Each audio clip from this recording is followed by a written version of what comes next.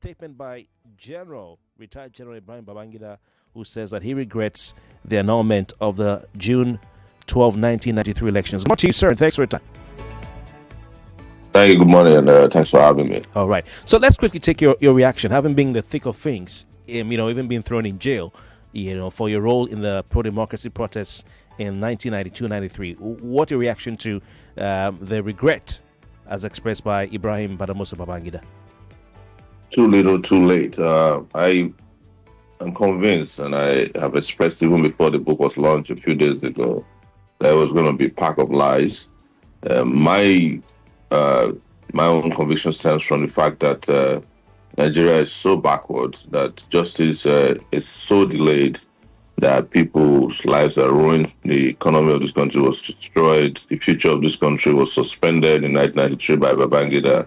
And for him to come back 32 years later to slap the Nigerian people in the face, across the face, with a book launch and a launch for his presidential library, which raised over 17 billion in 3 hours, instead of rotting in jail, shows that Nigeria is not working. Nigeria has never worked, and we must make sure that this country works, so that people who engage in impunity and criminal activities just don't get away with it in such a way that they're even rewarded years later. I feel so sad. But it's interesting that this has been our position for the 32 years, that Abiola won the election, she ought to have been made president immediately. And this country made considerable progress, traveling down the lane of democratic progress, and also, I believe, economic progress. But that was suspended and disrupted by Babangida and his gangs. And they came back yesterday. That room where he launched his book yesterday was the gathering of all the criminals that made Nigeria unable to progress. IBB says he didn't personally annul the result of the election or the election. He is pointing the accusing finger at the late General Sani Abacha, who was his then Minister of Defense. But he says it takes responsibility because it happened in his administration. Specifically, IBB says that Abacha went ahead to make the announcement, or to ask for the announcement to be made, annulling the election without his approval, IBB's approval. What's your take on that? IBB has never told the truth in his life, and I'm not surprised that he has continued to engage in falsehood. The Yorubas have a common saying that when a criminal wants to lie, he will say that his witness has died. And that is what IBB did exactly with mentioning Abacha. IBB never wanted to hand over power. We were part of this. Nobody told me the story. We forced him out of power August of 1993. He postponed the transition program several times. And even Bola Tinubu, who was there yesterday, mentioned that even after they had their weak diarchy, in which there were elections to elect senators, lawmakers, IBB severally postponed the launch of the legislative arm of government, which he had sanctioned elections for, because he never wanted to hand over power. He wanted to become a civilian president, and he just kept dribbling the Nigerian people for as long as it lasted, until he dribbled himself. He dribbled himself out of power. That was why he was given the sobriquet Maradona, and he later also confirmed that he did so much evil to Nigerians that he accepted the label of being an evil genius. He's also said yesterday at that book launch that the decision and the actions taken were in the interest of Nigeria, to avert some unnamed impending doom that would have befallen the country if Abiola became president. Do you understand what he's saying? Can you relate with that? What are your thoughts on it? No, I'm sorry to say, it is all foolish talk, and this is what happens when people don't get put in their place by the system that ought to put everybody in place in a society like ours. If IBB had been taken care of, as arrested, prosecuted, and jailed for the monumental crime he committed against Nigerian people, he would be probably due for parole now. from imprisonment, and he will be begging to be paroled into freedom after 33 years. But they don't teach history anymore in our schools in a way that people can understand what's happening. I was at a conference yesterday with a lot of young people, and when we asked, and when I asked so many of them individually if they were around when IBB was doing all this, it turns out the average age in that room was 25 years. They didn't know. They just heard about IBB, Annulling of June 12, and some of the things I've heard from me, on Twitter, Facebook, and just other platforms, they were told. So there is no strong connection with the current generation with that very heinous crime. I must admit, and he knows that, and his collaborators and co-conspirators understand that. The Nigerians generally also have very short memory. Some people have an issue, and I'm going to make it the final two questions so you can run off, but some people have an issue with IBB not coming out explicitly or directly to apologize, rather to say he regrets, and to admit that MK won that election. Do you think that a direct apology is necessary from this man? No, an apology is unnecessary. It's punishment that is necessary.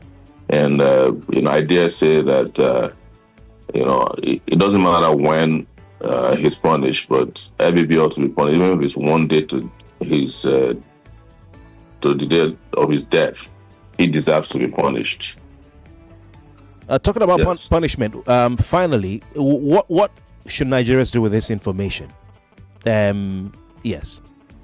I think, you must understand, if you are walking around in the world, or you're a citizen of the globe, you would understand that it's never too late to punish people for the crimes, especially when crimes against humanity is involved.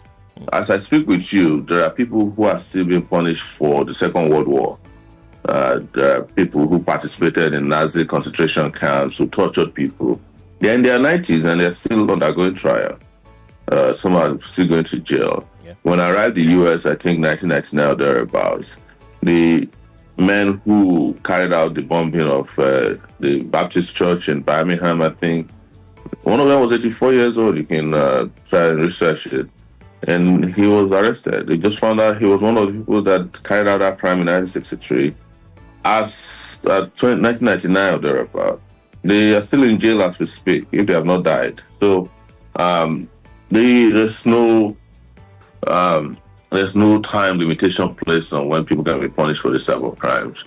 So apology is not what is needed, because people ought to be deterred from doing this in the future.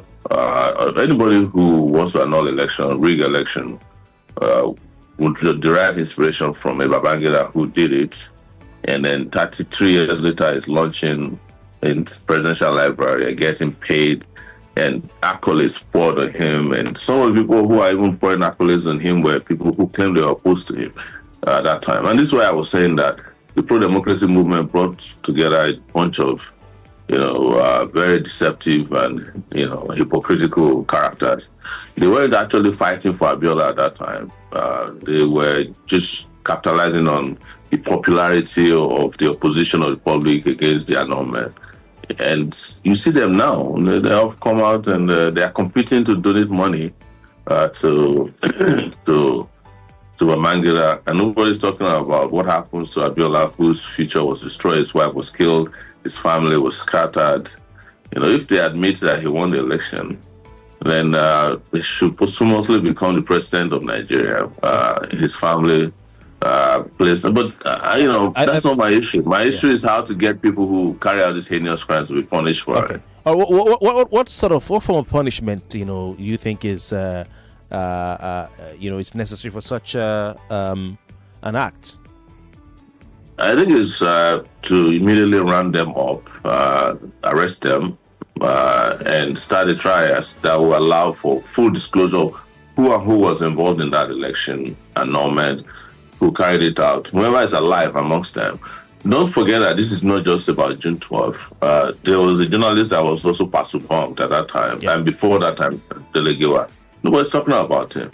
We're talking about the phantom coup that led to the death of a lot of officers who never participated in any coup. People like Batsa, who denied till his death. Maman Batsa. Who was Babangida's what's it called, best man during his wedding.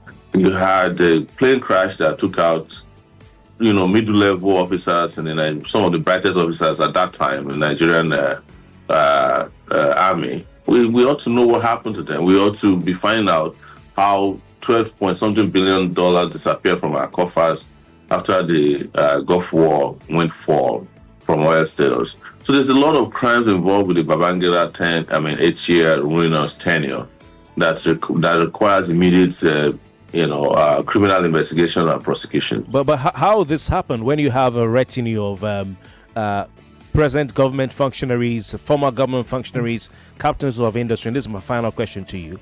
The president was there. Former Vice President Yemi Osinbajo reviewed the book. You had governors, lining up there. Captains of industry like Aliko Dangote. So is there a possibility that this gentleman, IBB, will be brought to book? Well, not with this crop of leaders, but we can bring him to book someday. And that is one of the things I'm interested in. As a person who is a witness to that historical moment. But we need to make the next set of historical decisions, and one of it is to get these men to pay for their crimes against Nigerian people. So you can understand now why Nigeria didn't make progress for some 40-something years, because had we allowed the elections to go as it ought to be, we will not be talking about terrible elections today. We will not be talking about these men, some of these men who are in power today wouldn't have been in power because they would have been swept away by that era. But they understood it. That's why they are bonding together and helping the man punish his image and making him look like a hero that he's not. Babangida is a villain, and he should be consigned to the dustbin of history. And it is my hope that will happen one day very soon. All right. What do you say? Please, I promise you, last final question. It's a 2-in-1 question. Babangida seems to be the oracle that everyone who wants to be president in Nigeria goes to visit. Now the Nigerians are condemning, and a number of Nigerians, in fact, I would say majority of Nigerians are condemning him for this statement. Should they also condemn the politicians who go to seek his blessings when they want to contest to be president? Have you gone? Have you gone to seek his blessing? Never. I've never been to his house. I'm never going to go to his house. I'm never going to go to the home of anybody who I've identified individually as having participated in the ruination of Nigeria to seek their endorsement. I don't even greet them. Even though I don't take it personal, but I don't greet them. And this was always been my position. I think you heckled Hamza Mustafa, one of those forums that you attended. Yes, I heckled Mustafa, as the reason that I keep telling people, and I'm going to keep saying it, is one of the reasons why people like Peter Obi, I could never respect them, because they were all part of the shenanigans that took place. They worked with Abacha when Abacha was in power to ensure that they helped punish Abacha's image. You saw the glowing tributes someone like him paid to Babangida yesterday. He said it was even at the book launch. These are the people who destroyed the country. But the people who fought for the democracy that we have now, you are the ones who get derided by a generation that not even know history. So all of them, everybody, Tinubu, Shibajo, these are all fake people. Fake people. And if you didn't know before now, you saw it yesterday. All right. I'm tempted to ask you another question, but I think... Go ahead. Okay, yeah. So yes, indeed. Your approach is one that some people may love. But there's another school of thought that says, in order for the country to move forward, we need to allow bygones to be bygones for national healing. Don't go after those who have done wrong. Don't go after those who have killed, who've destroyed the country through their policies, economic, and through their dictatorship. Let them be, and let's look forward and build a country for peace to reign. You can't build a country when the mechanics, the bricklayers, and the demolishers of the country are still in charge. And that is what you saw yesterday. You cannot build a country, you can't move forward in a country when the people who are cutting off your neck are still with the scalpel. And they still hold the swords and they still hold, the barrel of the gun that is destroying your country. They still hold the knife that cuts the rope that is taking you over the cliff. So you can't. There's nobody who should be lying to themselves. They've said this many times, bygone be bygone, but there's nowhere in the world where bygone is bygone when there's no hope for progress. That is why Nigerians should understand what people like me kept saying for 30 years. By the way, I am one of the few people who can stand in front of you today and say that I'm vindicated that this was my position 33 years ago or 32 years ago, that Abiola won the election. I stood behind him. You saw that video and photo, when nobody was willing to do so. And I have been vindicated 32 years later. I was expelled from the university twice over this matter by Babangida and Abacha. I was sent to prison. I was poisoned in the university. I was physically attacked. But here we are, 32 years later, I've been vindicated. And I'll be vindicated again about everything I've told you on this show since I met you about the people who ruined Nigeria. But I feel sad. I'm not looking for vindication. I'm looking for progress. I feel sad that we haven't turned the corner yet. And I hope more people we know from yesterday, those who didn't know, those who are not mischievous or deceptive of themselves, that they will know that you know who the truth is, you know what the truth is, and you know who the light is by now. All right, Omoyele Sowore, Nigerian activist and politician, thank you very much for your time. Thank you so much. All right, we'll keep the conversation going. Lagosians, ball is in your court. We'll throw the lines open right now, and of course, we will take your thoughts. He was talking about a protest. I think I'll look for that video, see if I can find it. But let's go over to the phone line 0201 465 7190. Hello, good morning. Hello, good morning. This is Ahmed from Ikeja. Ahmed, welcome. Go on, please. I really appreciate Mr. Sowore for his talk. What I want to say is that we don't need these people. These people, they are corrupt. Forgive me for my words. But one day, I know that revolution will surely happen one day. It might not be today, tomorrow, or next tomorrow, but someday it will happen. They might not be alive then, but their children will pay for it. That's my contribution. Thank you. All right. Thank you very much for your time. Appreciate you calling in. 99.3, good morning. Hello, Kofi. Good morning. Welcome. Sowore, God bless you. You have really helped my memory of the 90s. I lost counting people that died in my presence.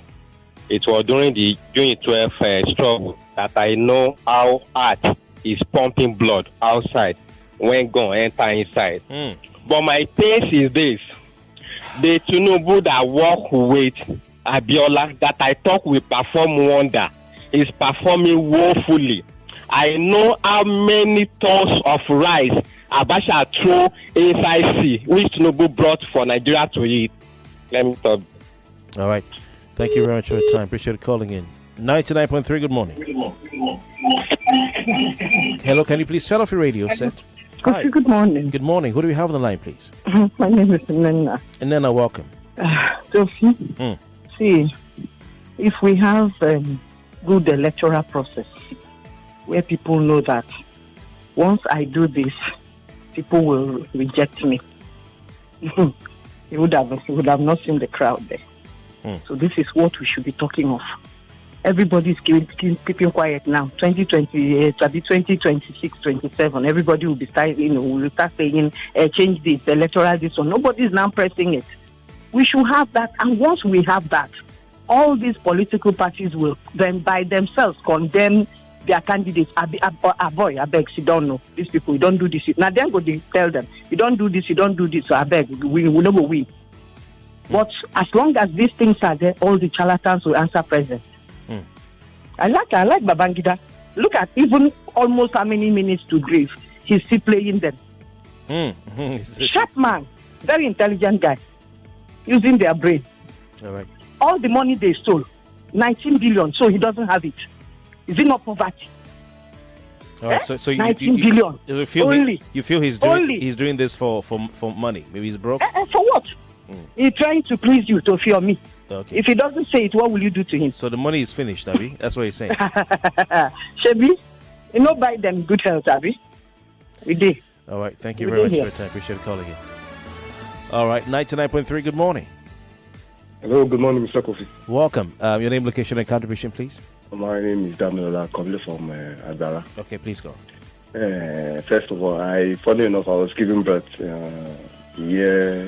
whole hula baloo happened. Yeah. When someone was trying to run away. And I'm also alive when this so-called man started telling us all this. Okay. After all these years, do you know the painful aspect of all this? It's those people that are clapping. Why are you clapping? You are clapping at someone's regret. He's regretting and you are still clapping. That kind of person, immediately after what he said, he should be straight to prison. No judge, no trial, nothing. Just straight. Okay, we got to go. Thank you. Thank you very much. All right. The same with the club when the president says subsidy is gone. Very soon, it will soon be 30 minutes. And when it is 30 minutes,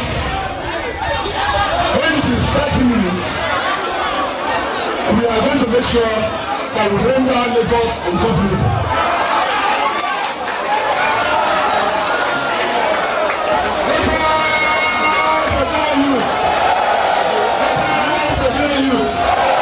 As from this moment onward, we want to talk about the meaning of Abiola as his legitimate children. Abiola and his brothers and sisters have failed us. Abiola and his father whose wives have failed us. All right, the voice of Omoyele, a young student activist or student union leader in 1993, I believe.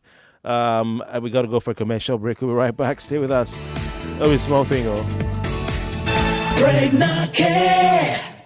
Do you know why you should take Pregnant Care supplements before, during, and after pregnancy? Pregnant Care is formulated by scientists to create the safest and most trusted formula. Pregnant Care from Vitabiotics UK contains 19 micronutrients. 99.3 Nigeria Info. We are more than just radio.